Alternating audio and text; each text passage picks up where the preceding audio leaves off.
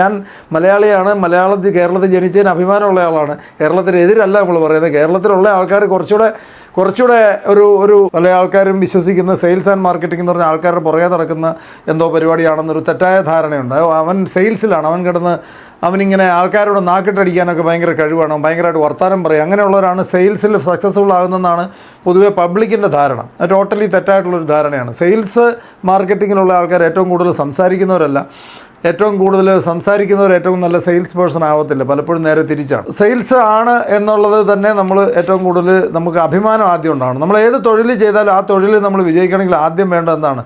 നമ്മൾ ചെയ്യുന്ന ഒരു തൊഴിലിൽ അഭിമാനം ഉണ്ടാവണം. എങ്കിൽ മാത്രമേ നമ്മൾ ഒരു ലെവലിൻ്റെ മുകളിലേക്ക് വളരുകയുള്ളൂ. അല്ല, നമ്മൾ ചെയ്യുന്ന തൊഴിലിന് നമുക്ക് അഭിമാനം ഇല്ലെങ്കിൽ ഞാൻ ഇങ്ങനെ സൈഡിൽ കൂടെ ഇങ്ങനെ ഒരു പരിപാടി ചെയ്യുന്നുണ്ടെന്ന് പറയുന്ന ലെവലിലാണ് നിൽക്കുന്നതെങ്കിൽ ഒരിക്കലും നമ്മൾ അതിനകത്ത് സക്സസ്ഫുൾ ആകാൻ പോകുന്നില്ല. ഈ പ്രൊഫഷനിലെല്ലാം ഒന്നില്ല. സെയിൽസിൽ നിൽക്കുന്നവരെ സംബന്ധിച്ച് ഏറ്റവും കൂടുതൽ പഠിക്കേണ്ടത് എന്താണെന്ന് വെച്ച് കഴിഞ്ഞാൽ ചിരിക്കാൻ പഠിക്കുക എന്നുള്ളതാണ്, സ്മൈൽ ചെയ്യാൻ പഠിക്കുക എന്നുള്ളതാണ് ആദ്യത്തെ ഫസ്റ്റ് നമ്മൾ പഠിക്കേണ്ട ഒരു സാധനം. എപ്പോഴും മുഖത്തൊരു ചിരി ഉണ്ടാവുക എന്നുള്ളതാണ് ഏറ്റവും ഇമ്പോർട്ടൻ്റ്. കാരണം ആൾക്കാർ അപ്രോച്ചബിളാണ്, ആൾക്കാർ നമ്മുടെ അടുത്തേക്ക് വരാൻ ഇഷ്ടപ്പെടണം. അതാണ് സെയിൽസിൽ വർക്ക് ചെയ്യുന്ന ഒരാൾ ആദ്യം പഠിച്ചെടുക്കേണ്ട ബാലപാഠം പറയുന്നത്. എപ്പോഴും നമ്മൾ സ്മൈലിംഗ് ഫേസ് ഉണ്ടാക്കുക, ഒരാൾ നമ്മളോട് സംസാരിക്കാൻ അല്ലെങ്കിൽ ഇടപെടാൻ ഇഷ്ടപ്പെടുന്ന ഒരു വ്യക്തിയായി മാറുക എന്നുള്ളതാണ് ആദ്യത്തെ ഏറ്റവും പ്രധാനപ്പെട്ട ഒരു കാര്യം.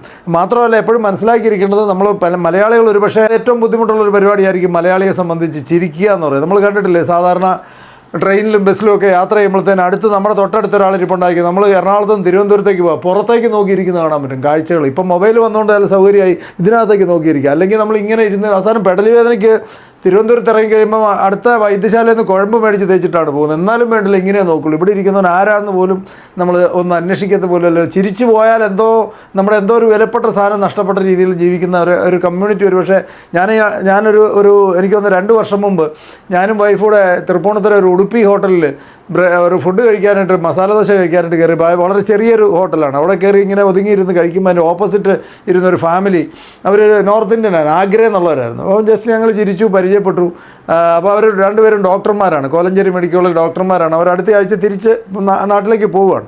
അവർ ഞങ്ങളോട് പറഞ്ഞത് എന്താണെന്ന് വെച്ച് കഴിഞ്ഞാൽ, എന്തായാലും പോകുന്നതിന് മുമ്പ് ഞങ്ങൾക്ക് സന്തോഷമായിട്ട് പോകാൻ പറ്റും.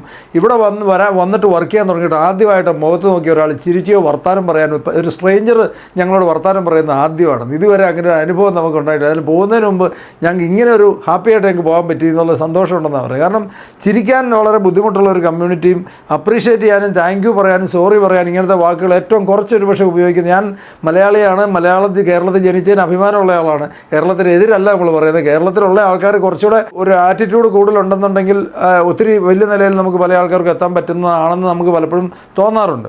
ഏറ്റവും ഇമ്പോർട്ടൻ്റ് ആയിട്ടുള്ളത്, നിങ്ങളെപ്പോഴും നോർത്ത് ഇന്ത്യയിലൊക്കെ ഉള്ള ആൾക്കാരുടെ ഏത് ഷോപ്പിൽ ചെന്ന് കഴിഞ്ഞാൽ ഒരു മുട്ടുസൂചി വാങ്ങാൻ ചെന്നിട്ടുണ്ടെങ്കിൽ ആ കടക്കാരൻ നമ്മളോട് ബിഹേവ് ചെയ്യുന്നത് ശരിക്കും പെട്ടെന്ന് പ്രത്യക്ഷത്തിൽ നമുക്ക് കാണാൻ പറ്റും.